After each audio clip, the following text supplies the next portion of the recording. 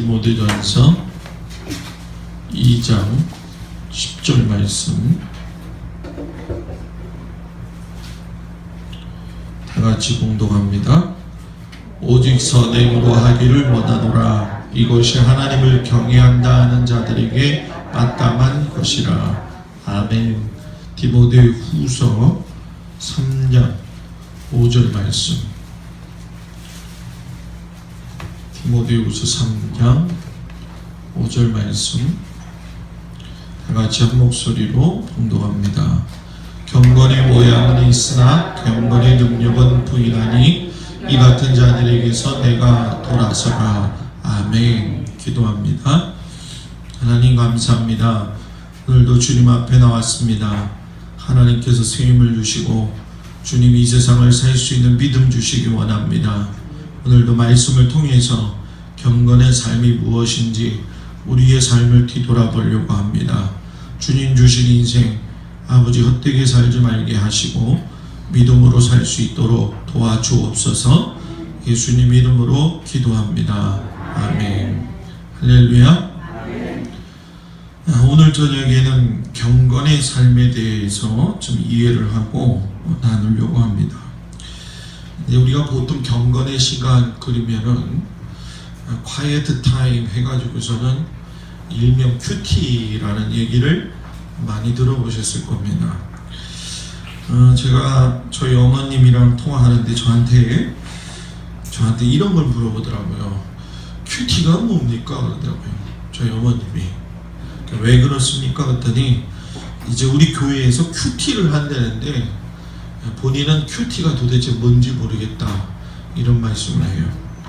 근데 이 큐티라고 하는 것이 이제 quiet time, 어떤 조용한 시간, 또 이거를 이제 다른 말로 이야기하면 경건의 시간이다 이렇게 얘기를 하는데, 안타깝게도 우리 감리교회에서는 이 훈련이 잘 되어 있지가 않아요. 큐티로 목회의 성공을 거두고 이 경건의 신앙이 정착되어져 있는 대표적인 교회가 바로 온누리교회입니다. 온누리교회의 그 큐티 타임이라고 하는 건 우리가 새벽기도 때 쓰고 있는 생명의 삶, 그걸 전교인이 보고 전교인이 묵상하고 전교인이 그 말씀을 하루를 붙들고 사는 거죠. 근데 그것이 그냥 하루아침에 우리 다 같이 모여가지고 성경 읽어요. 뭘 깨달았어요? 못해요. 여러분들이 주일날 소그룹 목장을 하잖아요. 소그룹 목장의 내용도 알고 보면 지나간 주일에 설교한 내용을 가지고 경건의 시간을 내가 어떻게 살고 있는지 서로의 삶에 대해서 나누는데, 제가 이렇게 가서 보게 되면 경건의 시간이고 뭐 서로 나누고 하는 것은 아직 훈련이 덜 되어 있는 게 사실입니다.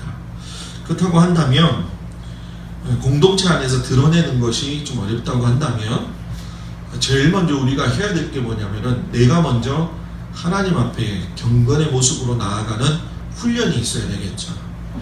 내 자신이 훈련이 안 돼 있는데 교회가 훈련이 되어 있기를 하겠냐는 거예요.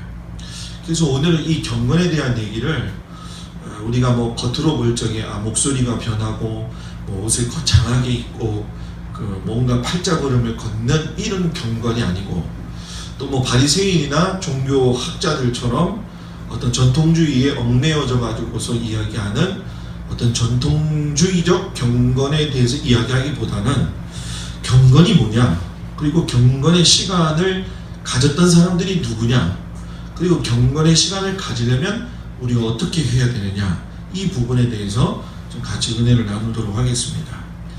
헬라어에 보게 되면 이 경건을 유세베이아라 이렇게 얘기를 합니다.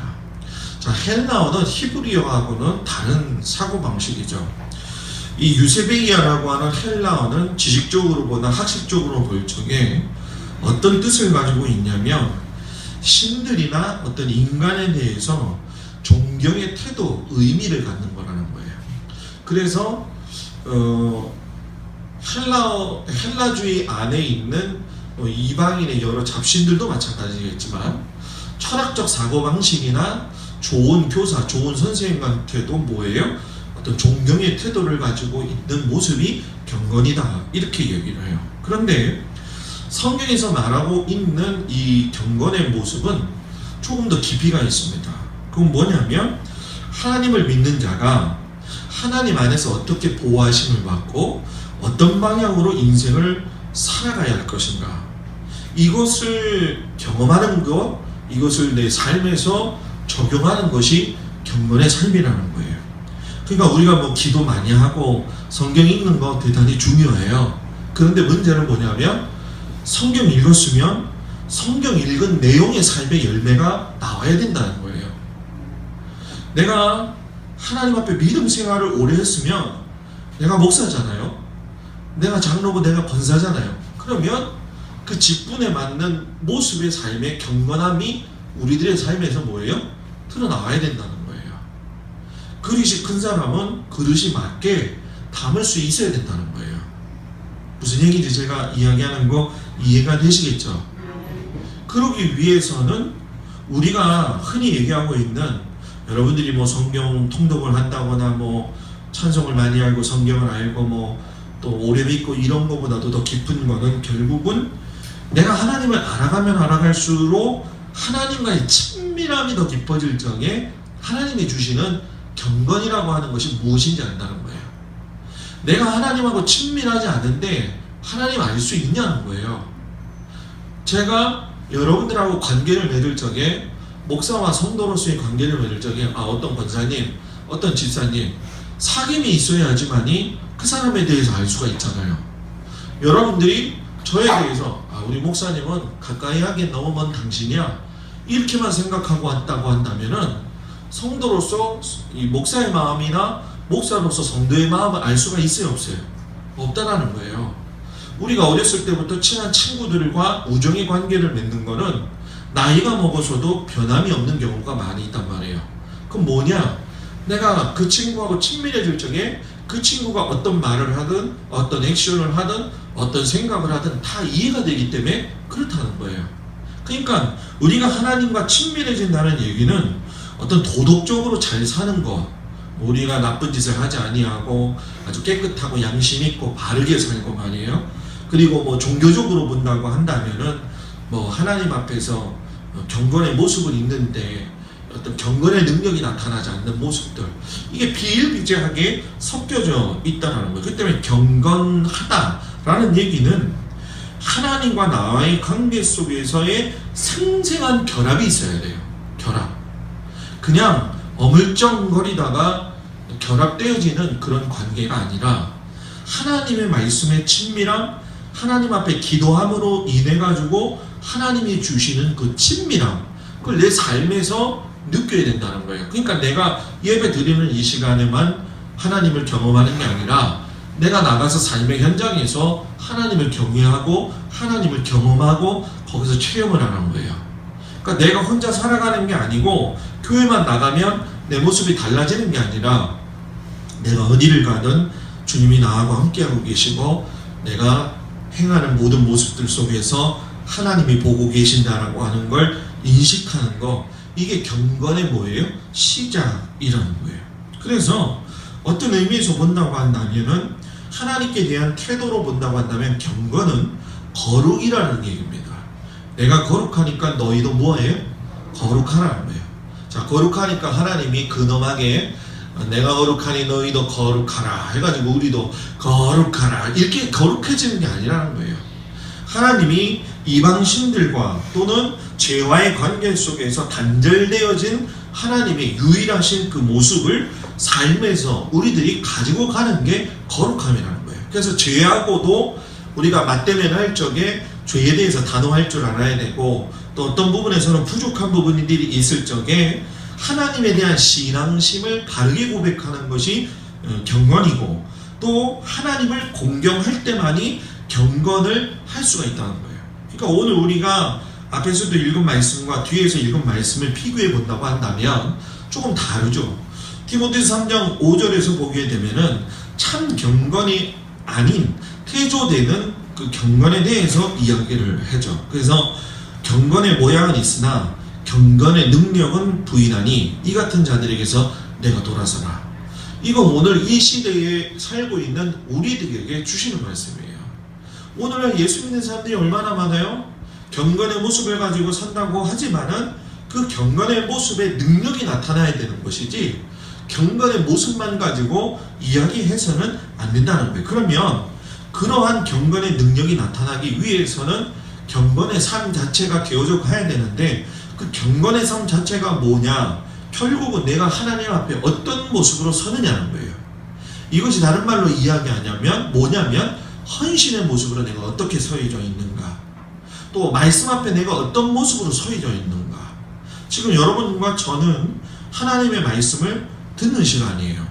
김동수 목사라는 사람이 말씀을 준비해가지고 여러분들한테 일방적으로 들려주는 게 아니라 하나님께서 하시고자 하는 말씀을 감동 있게 그 말씀 속에서 끄집어내어져 가지고서는 우리들에게 공통적으로 주시는 말씀이라는 거예요. 그렇기 때문에 그 말씀이 되게 되려면 헌신해야 될 텐데, 여러분 주변에 잡다한 소리가 많으면 저 사람하고 나하고 얘기하는 소리가 들려요, 안 들려요? 전화를 할 적에 주변에서 막 시끄럽고 그러면은 전화할 적에 그 상대방의 이야기가 들립니까, 안 들립니까? 한 사람밖에 답이 없어요? 들려요, 안 들려요? 안 들려요. 제가 아주 여러분들이 이해하기 쉽게 설명을 하는 거예요. 이게 뭐냐면 경건이란 바로 하나님과 나와의 관계 속에서 잡다한 것들을 빼놓는 거라는 거예요. 내가 하나님하고 가까워질 적에 이 불통이 되게 만드는 것들, 내가 좀 하나님하고 좀 뭔가 가까워지려면 왜 이렇게 바쁜 일이 일어나죠? 내가 좀 주님 뜻대로 살려고 하려면 왜 이렇게 심란한 일들이 많이 일어날까요? 내가 좀 더 노력해가지고 하나님 앞에서 믿음으로 살아야겠다라고 하는데 맨날 저 사람 때문에 실망하고 그럴 때가 있어요, 없어요? 그 마귀가 참 이상한 게 뭐냐면 결심만 하면 그런 일들이 일어나요. 평범하게 살 적에는 그런 걸 잘 모릅니다. 그런데 뭔가 이제 내가 주님 뜻대로 좀 살아보고 경건하게 좀 내가 살아야 되지, 이런 마음을 가질 때마다 이 사탄은 우리들의 마음속에 와가지고 뭐예요? 계속적으로 불일듯이 우리의 마음을 돋궈놓는 거예요. 돋궈놓는 거예요. 그냥 경건의 삶의 모습이 나가려고 하다가도 사람 말이 들리고 세상 말이 더 들리고 세상에 보여지는 게 더 좋은 거고, 우리가 살아가는 거는 어떻게 보면 예수 믿는 사람들이 약간 좀 멍청한 것 같고 말도 못하는 것 같고 좀 나약한 모습이다, 이런 생각을 가질 거라는 거예요. 그런데 여러분, 성경의 역사를 보고 하나님과 가까웠던 사람들을 보게 되면 절대로 그렇지 않다는 거예요. 자, 이 얘기는 무슨 얘기냐면 우리가 하나님 앞에서 어떤 그 일념을 가지고 생활하게 된다면 하나님과 나하고 주파수가 맞게 되면 세상의 주파수가 안 맞춰지는 거예요. 내가 세상의 주파수하고 자꾸 맞춰가면 하나님의 주파수하고는 안 맞춰가는 거예요. 그런데 이것도 주파수가 안 맞아가고 저것도 주파수가 안 맞아간다고 한다면 그때는 뭐가 들리는 거예요? 혼선이 오는 거예요. 들렸다? 안 들렸다? 또 이상한 것도 뭐예요? 들렸다. 그러니까 경건의 삶 가운데에서 우리가 하나님 앞에 주파수가 맞춰져 가려고 한다면 그 훈련들이 있어야 될 텐데, 그것은 정기적으로 하나님과의 만나는 나만이 가지고 있는 특별한 시간을 확보해야 된다는 거예요. 이걸 확보하지 않고서는 하나님 앞에 경건한 모습으로 나갈 수가 없는 거예요. 그러니까 성경을 읽는 것도 확보해야 되는 거죠. 기도해야 되는 것도 확보해야 되는 거예요. 감사해야 될 것도 확보해야 되는 거예요. 내 마음속에 그 마음을 확보하지 않으면 여러분 기도할 마음도 나지 않고 찬양할 마음도 나지 않고 감사할 마음도 나지 않고 내가 안에서 나를 즐겁게 하고 기쁘게 하고 평안케 하는 그 확보의 시간을 어떻게 보면 내 스스로가 차단시키면서 살고 있는 경우가 너무나도 많다는 거예요. 그래서 우리가 항상 기뻐하라, 쉬지 말고 기도하라, 범사에 뭐예요? 감사하라. 우리가 그냥 항상 그러면 뭐가요? 기뻐하라 쫙 나오잖아요. 쉬지 말고 범사에 쫙 나오는데 문제는 뭐냐면 이렇게 안 산다는 거예요. 항상 우리는 슬퍼하고 쉬면서 여러분 우리는 뭐예요? 기도를 게을리하고 감사하지를 않는다는 거예요. 근데 제가 이렇게 보니까 성도가 또는 제가 목회하면서 느끼는 것 중에 한 가지가 뭐냐면, 여러분 우리의 눈을요 조금만 돌리면 세상을 바로 볼 수 있습니다. 우리의 눈을 조금만 돌리면 하나님하고 만날 수가 있어요. 경건의 시간을 잘했던 믿음의 사람들을 보게 되면 제일 먼저 모범 되신 분이 바로 예수님이에요. 예수님이 누가복음 5장 15절에서 16절에 가게 되면 이런 말이 나옵니다. 예수의 소문이 더욱 퍼짐에 수많은 무리가 말씀도 듣고 자기 병도 고침을 받고자 하여 모여오되 예수는 물러가서 한적한 곳에서 기도하시니라. 자, 여러분, 우리가 이거를 좀 세상적으로 생각해갖고 대입을 한번 해보자는 거예요. 어떤 의사가 참 병을 잘 고치는 거예요. 아무리 죽을 병이 걸렸어도 저 의사만 찾아가면 낫는 거예요. 그런데 세상을 살아보니까 이 병이라는 것도 발전이 되어지죠. 죄가 발전되어지는 것처럼. 그러니까 병도 잘 고치던 사람이 결국은 새로운 병이 도지게 되면 그 병을 갖다가 못 고칠 때가 있고, 그리고 그 못 고치는 병에 대해서 내가 어려움을 당할 때가 있다는 거예요. 자, 그러면 그때 여러분 뭐 해야 되겠냐는 거예요. 그때 뭐 해야 되겠어요? 저 대학병원 의사, 저 큰 병원의 의사들을 보게 되면 아주 잘하는 의사들 중에 그 병원에서 그 사람을 뽑아가지고 해외로 보냅니다. 그래서 그 진료표에 보게 되면 어느 의사가 공란에 뭐라고 써있냐면 해외 연수 중 이렇게 씁니다. 자, 이게 뭐냐면 더 가서 뭐예요? 배워갖고 와라. 더 가서 많이 알아가지고 와라. 그러니까 자기가 연구하고 노력하고 있는 시간이 필요한 거야, 안 필요한 거예요? 필요한 거예요. 그러니까 예수님도 자기가 예수로서 하나님의 아들로서 모든 일을 해감에 있어서 단연코 다른 사람들한테 엄청나게 많은 인기를 가졌어요. 그런데 이 예수님이 우리하고 다른 게 있어요. 예수님을 믿고 따라가는 우리 예수님 그 많은 사람들 중에 특별히 은사 받은 자들, 우리나라에서 한국 같은 경우에서는 이 무서운 은사자들, 이것도 아니고 저것도 아니고 그냥 어설픈 은사자들 같은 경우에는 이 은사나 능력을 통해 가지고서는 마치 무당이 돈을 받는 것처럼 받는 사람들이 우리가 보통 10년 전에 20년 전에도 있었습니다. 그죠? 병 고쳐주고 난 다음에 사례 받고 하는 경우가 많이 있었어요. 근데 뭐 지금도 어떤지는 잘 모르겠습니다. 근데 문제는 뭐냐면 그런 일이 하나 둘 쌓여가게 되면 그 사람의 본연의 마음이 흐트러집니까? 안 흐트러집니까? 흐트러진다는 거예요. 자, 예수님도 그걸 아셨어요. 그렇기 때문에 예수님이 자기만의 따로의 경건의 시간을 갖는 거예요. 하나님과의 관계의 시간을 갖는 거예요. 그래서 수많은 사람이 몰려있다 할지라도 물러가셔서 뭐예요? 한적한 곳에서 뭐 하셨다? 기도하셨다는 거예요. 그리고 다윗 같은 경우도 시편 119편에 보게 되면은 147절, 148절에 이런 얘기를 해요. 내가 날이 밝기 전에 부르짖으며 주의 말씀을 바라싸우며 주의 말씀을 조용히 읊조리려고 내가 새벽녘에 눈을 떴나이다.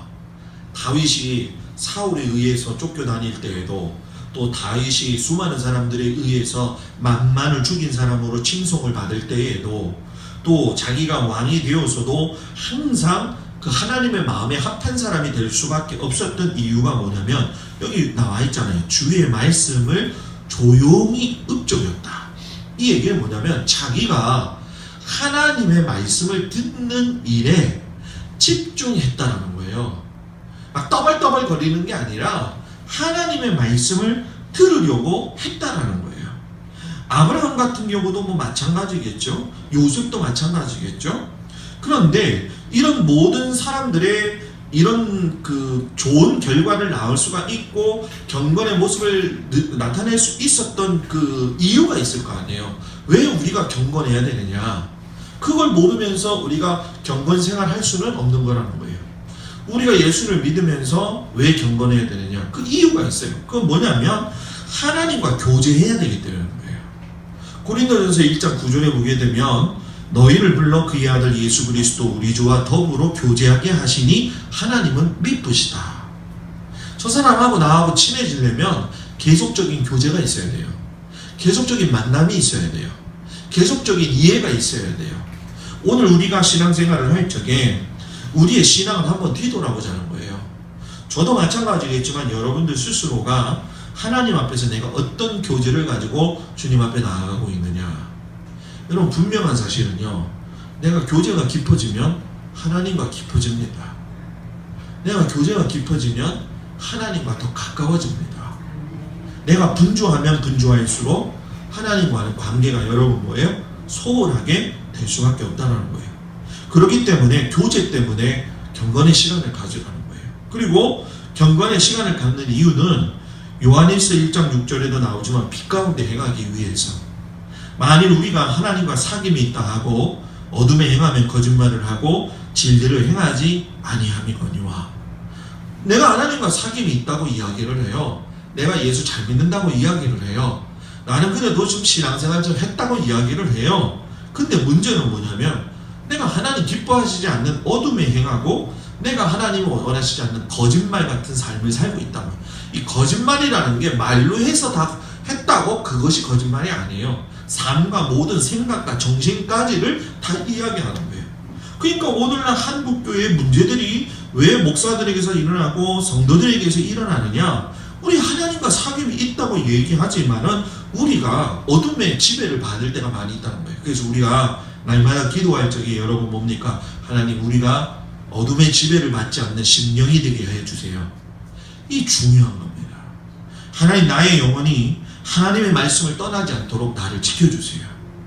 주님이 내 마음속에서 자꾸 불일듯이 일어나고 있는 어떤 나의 부정적인 마음과 생각들을 주님이 잠식시켜주세요. 근데 기도하고 나서 문제는 뭐냐면 그 기도의 능력을 활성화시키기 위해선 내가 기도하고 그걸로 끝나면 안 돼요. 그 기도를 통해서 하나님이 주시는 말씀이 있고 그 말씀을 붙들어서 살아야 된다는 거죠. 그럴 적에 거기서 살아있는 역사가 나온다는 거예요. 그리고 세 번째, 요동치 않고 평안에 거하기 위해서 우리가 경건해져야 된다는 거예요. 시편 16편 8절 9절에 보면 내가 여호와를 항상 내 앞에 모시며 그가 나의 오른쪽에 계심으로 흔들리지 아니하리로다. 이러므로 나의 마음이 기쁘고 나의 영도 즐거워하며 내 육체도 안전히 살리라. 내가 경건해야 되는 거는 여호와 하나님을 내 앞에 내가 모실 적에 오른쪽 주의 손이 나를 강하게 붙들어 주셔서 어떤 일이 있을 적에 기분이 요동치는 게 아니라 항상 기쁘고, 그러니까 항상 기뻐하라. 쉬지 말고 기도하라. 적에 항상은 여러분 뭡니까? 언제 어떤 상황이 있다 할지라도, 즐거울지라도 괴로울지라도, 60세에 저 세상에서 날 부르거든. 이게 그게 아니에요. 그게 아니라 내가 부에 처할 줄도 알고 가난에 처할 줄도 알고 곤고함에 처할 줄도 알고 병에 처할 줄도 알지만 그때 주님이 나와 함께 하신다. 요동치지 않는 믿음. 그리고 우리가 경건의 모습을 가지고 가야 될 것은 결국 주님과 내가 한 가족이기 때문에 그렇다는 거예요. 고린도후서 6장 17절 18절에 보면 너희는 그들 중에서 나와서 따로 있고 부정한 것을 만지지 말라. 내가 너희를 영접하여 너희에게 아버지가 되고 너희는 내게 자녀가 되리라. 전능하신 주의 말씀이니라 하셨느니라 라고 이야기해요. 고린도 교회가 얼마나 복잡했습니까? 나오라고 하죠. 너 나와서 거기서 부정한 거 만지지 말고 내가 영접했던 우리 주 아버지 하나님, 그 아버지 하나님의 자녀가 되자. 그리고 그 자녀가 됨으로 인해서 하나님의 가족이 된다. 그러니까 하나님의 가족은 하나님의 자녀들이 모여서 가족을 이루는 거예요. 아버지가 우리 주 하나님, 그리고 우리 주님이 함께 하실 적에 내가 그 가족 구성원이 된다고 한다면 그분들이 가지고 있는, 하나님이 가지고 있는 속성, 예수님이 가지고 있는 그 모습 속에서의 속성은 다 경건과 거룩과 또한 오래 참음과 이 성령의 열매와 더불어서 우리들에게 삶의 그냥 끝까지 보여주시는 거거든요. 그럼 우리도 가족이니까 그렇게 살아야 돼요. 그러니까 아버지를 닮는 게 자녀들이 닮아야 되나요? 안 닮아야 되나요? 이게 좀 어렵나요? 아버지를 닮아야 돼요, 자녀가. 그죠? 근데 문제는 뭐냐면 좋은 걸 담는 게 있고 나쁜 걸 담는 게 있다는 거예요. 그러니까 자식에 대한 문제는요, 부모인 내가 나를 봐야 돼요. 내가 내 신앙을 볼 적에 자녀들의 신앙의 현 주소가 나온다라는 거예요. 이건 여러분 변함이 없는 겁니다. 우리에게 있어서 내 가족이 지금 죽어가고 있다고 한다면 내가 그 사람 살리지 않겠어요? 내 남편이 죽어가고 내 자식이 죽어가고 있다고 한다면 돈이 수천만 원이 들어도 수억이 들어도 그 자식을 위해서 내가 얼마나 노력을 하고 애쓰고 수고하겠습니까? 주님이 아버지께서 하나님께서 뭐예요? 우리가 죽어가고 있으니까 이 자녀들을 붙들기 위한 방법이 여러분 뭐예요? 경건의 시간을 통해서 점검받고 깨달아진다는 거예요. 결국 여러분 경건의 시간은요, 주님이 나를 사랑하신다는 걸 확증하는 거예요. 우리 예수님이 부활하셨을 적에 베드로가 수제자였는데 너무나 낙심이 됐죠. 왜? 내가 다윗의 내가 예수님을 절대 뭐예요? 부인하지 않겠다라고 이야기했는데 예수님이 야, 닭이 3번 울 때까지 넌 3번 나를 부인할 거야. 정말로 그런 일 없을 겁니다. 근데 자기가 3번 닭이 울 적에 어떻게 했어요? 부인하고 있는 자기 자신의 모습을 봤잖아요. 너무 괴로운 거예요. 너무 힘든 거예요. 그래서 예수님이 부활했어도 이 베드로가 뭐라고 얘기하냐면 나는 물고기 잡으러 갈래 그냥. 예전에 수제자였던 베드로의 모습이었고 나 그냥 물고기 잡으러 갈래. 야, 나 같은 사람이 어떻게 예수님의 수제자라고 또 이야기할 수 있냐. 그런데 그때에 예수님이 찾아오셔요. 예수님이 왜 찾아오셨냐는 거예요. 물어보시잖아요. 야, 바요나 시몬아, 내가 너한테 물어보겠는데 여기 있는 이 사람들보다도 네가 날 더 사랑하냐? 예, 제가 주님 사랑합니다. 몇 번 물어봐요? 3번 물어봐요. 그러면서 너가 날 사랑하면 내 양을 먹여라. 이렇게 이야기를 하세요. 결국 주님이 날 사랑하시고 내가 나를 사랑할 수 있게 하기 위해서라도 경건의 모습이 있어야 돼요. 내가 왜 남을 사랑하지 못하는가? 내가 왜 다른 사람한테 관대하지 못하는가? 왜 내가 다른 사람에 대해서 이해하지 못하는가? 알고 보면 이 경건의 시간에 게으름입니다. 경건의 시간에 게으름이 강한 것이 문제가 된다는 거예요. 그 영적인 일에 애쓰고 수고하게 되면 여러분 모든 영적인 것은 영적인 걸로 해결이 되기 때문에 사람은요 짐승하고 달라서 본능으로 따라 살기도 하지만 이 본능으로 따라 살기도 하지만 그 안에 속성이 뭐냐면 하나님과의 교제가 있다는 거예요. 그래서 하나님과의 교제가 빠져버리게 되면 본능 따라 사는 거예요. 그래서 세상 사람들 어떻게 합니까? 막 죽여버리는 거예요. 성질나니까 죽여버리고 뭐 얻기 위해서도 죽여버리는 거예요. 요즘은요 너무 무서워요. 그죠? 요즘 너무 무서워요. 어떻게 살 수 있을까 이런 고민이 너무 될 정도로. 어저께도 그 일본에서 보니까는 일본 사람들이 얼마나 그 일본 도쿄 안에서 굉장히 사람들이 많이 모이는 그 부두 선착장 여객선 운항하는데 거기랑 그리고 일반 주택가에서 사람을 갖다가 그냥 토막토막 내가지고 그거를 떠가지고서. 근데 일본 사람들 생각이 뭐냐? 야, 우리나라가 청정지역인데 이런 사건이 일어나니까 안 되는데 그거 걱정하고 있대. 지금 왜 그런 일이 일어나는가? 그걸 봐야 되는데. 지금 우리도 노령화 사회지만은 일본 같은 경우도 지난주에 제 뉴스 보니까 뭐라고 얘기하냐면 노령화가 1이잖아요. 그죠? 우리나라도 이제 1이냐 이제 그것이 이제 앞으로 이제 판도가 바뀌게 되어지는데 지금 일본에서 자행되고 있는 일이 뭐냐면 자기 엄마 아버지를 진짜 우리 옛날에 모아 있듯이 고래장 있듯이 산에 가서 빵 하나 주고 그냥 온다는 거예요. 붙잡혔잖아요 이번에. 야, 너무 힘드니까 뭐 그럴 수 있지요. 그럴 수 있을 것 같아요 진짜. 김병에 뭐라고요? 효자 없다라고 했어요. 그럼 문제는 뭐냐? 김병을 김병이라고 생각하지 않고 사랑의 본연의 모습으로 우리가 좀 바라봐야 되지 않는가. 그게 우리 가족부터 회복이 돼야 되지 않느냐. 가족부터 내 자녀에 대한 사랑, 내 부모에 대한 사랑, 내 아내, 내 남편에 대한 사랑, 또 교회 안에서에 대한 서로 사랑, 이것이 오늘 우리들에게 정말 필요하지 않냐는 거예요. 어저께 발표한 내용 가운데 보면 우리나라 여자 기대 수명이 전 세계 2위가 된다고 하지 않습니까? 우리나라 여자 권사님들, 집사님들 전 세계 2위가 됐다는 거예요. 여러분 불과 우리가 20년 30년 전만 해도요 꿈 같은 얘기였습니다. 그렇기 때문에 요즘 사람들이 고민하는 게 있어요. 뭔 줄 아십니까? 저희 동생이 저한테 늘 하는 얘기가 있어요. 형은 참 좋겠다 그래요. 왜 좋냐 그랬더니 이제 지금 저희 동생이 48이잖아요. 형 나는 앞으로 길면 10년이고 짧으면 8년 정도 될 것 같은데 뭐가요? 퇴직이.